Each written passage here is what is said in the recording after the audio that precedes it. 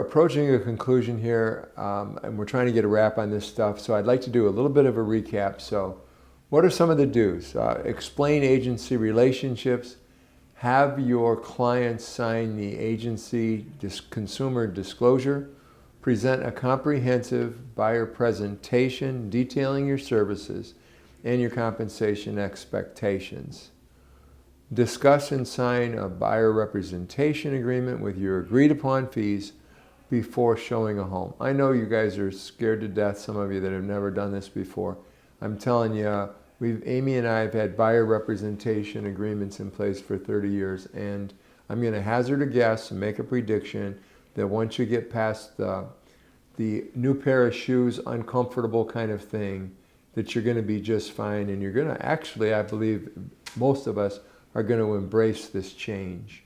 Take the time, track the time, the activities that you spend.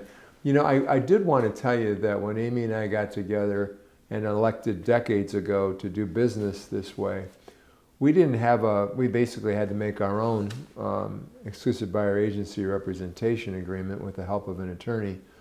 And we weren't at all certain what was going to happen. And we were apprehensive, we were scared. And what we found and discovered along the way was that we had more fun. Our clients were much more comfortable with us than meeting us on the bottom of driveways. I became family friends. All of a sudden I'm eating chili with people after the showings and hanging out with the family. It just changed the whole dynamic of the relationship. And the other thing that happened was the referrals started coming in one right after another, because they weren't going out to look at houses with some scary salesperson anymore. They were actually talking to their friend named Dennis. And instead of them scooting out the door saying, well, if we're interested, we'll call you, all of a sudden they're saying, wow, Denny, they used to call me Denny. Denny, we really like this place. What do you think? It was a whole different world, and one that I learned to love, okay? So a couple of don'ts. Don't say your services are free. Don't say your services are going to be paid by the seller. Talk to them about the possibility that you're going to negotiate for those fees to be included in the sales price so that you can finance them out as opposed to being paid for out of pocket. And don't ever devalue your services or that of other agents, especially other agents. If they got somebody else who's out there looking at houses with them or whatever, you know, I used to say, oh, I know Tony, and, you know, he's a great guy, whatever, comma, and then go right back to whatever it is you were doing with your presentation. I want to talk to you briefly about steering clients, because this is a conversation that we're going to have going forward. And what we're talking about is the DOJ and some of this litigation has created an environment where one of the things that people don't want us to do anymore is to shop and direct our showings to the ones that are offering the most fees, etc. So in scenario one, client says they'd rather look at houses where the seller is willing to pay a buyer agent fee, so you only show houses that meet that criteria. You know, is that steering? And I believe the answer probably is no, but it's a gray area that could potentially get you in trouble. You really can't determine a seller's willingness to offer compensation if they haven't seen an offer. And 40% of all transactions contain some form of seller concession. So our suggestion is don't limit showings to homes where the seller's offering some kind of buyer compensation. Chances are you might be able to work that into the deal. Show every house, and you should put an offer on every home, because you don't know what the seller's going to be willing to take or not. So it may be to the buyer's advantage, but is it steering? Probably not. What's key here, and this is the most important thing I want you to remember about this, the key here is that the client is making the decision, not the agent. If they absolutely say, hey, I don't want to see anything where the seller says, I'm not willing to pay no matter what, I think you can rely upon that without any real issue. In scenario two, you haven't discussed this with the client, but the buyer says they're going to have trouble scraping together the fee if they find a home where the seller is not willing to pay the concession. With that in mind, you only show listings with the possibility of a concession or another indication of compensation. Is this steering? Probably yes. Compared to the first scenario, the client has stated a preference, and that is basically very clear. Now you're moving into murkier waters. The agent is making commission-related decisions without discussing them with the buyer.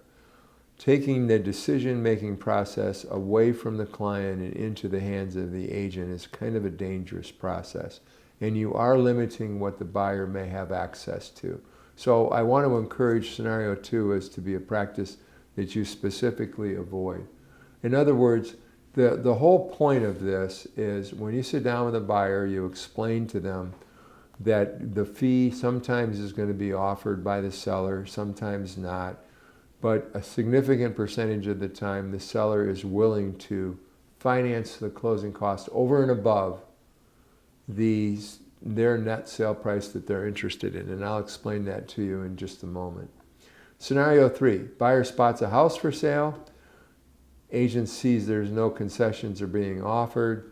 Agent lets the client know there probably won't be a concession that could be used to pay commission fees, and the client decides to move on to other listings. Is that steering?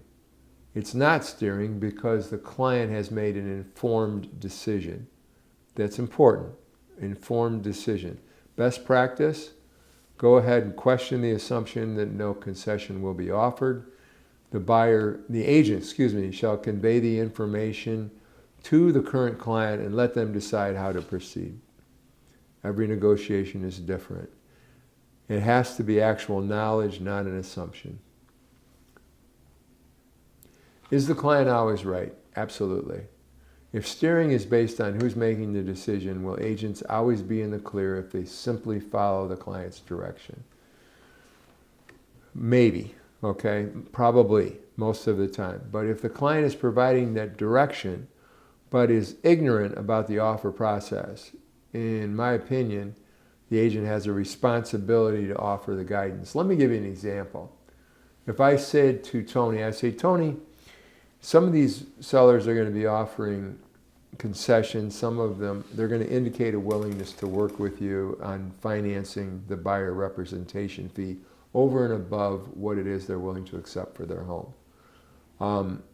Some of them are not going to tell us that, and some of them are going to be adamantly opposed to that. So, we have a choice to make in terms of the amount of houses and the kinds of houses that you see. And it's up to you. We can take a very strong approach on this and only see the houses where the sellers indicated a willingness to participate in your costs.